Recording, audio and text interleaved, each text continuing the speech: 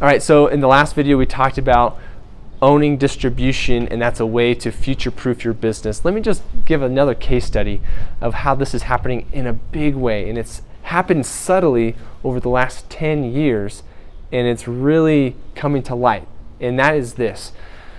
China has been making enormous investments in Africa, and some of those investments predominantly have been in the way that natural resources leave Africa and get distributed to the rest of the world.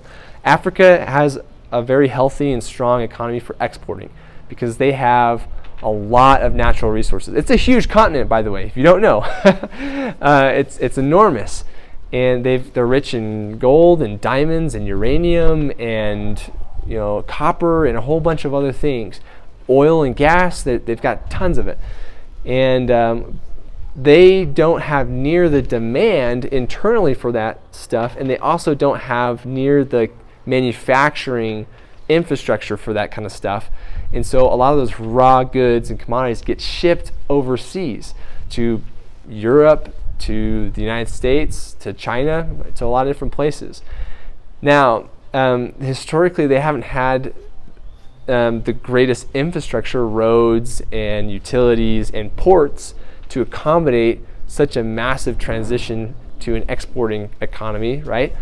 But in the last 10 years, and it's really ramped up, China has made strategic investments in ports. They've helped expand certain ports. They've built other ports in such a way that they provide investment, they create jobs, and they now participate in the ownership of those ports.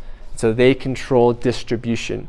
So think through, if you are in the business of exporting stuff internationally, what distribution avenues are you using? Is there a way that you can participate and take part in those, buy some of those, acquire some of those, buy stock in publicly traded companies that own those ports, right? Things like that. Like, start thinking through.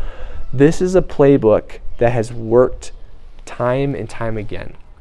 And the big thinkers are doing this exact thing now. How can you apply the same thing in your business? Thanks for tuning in.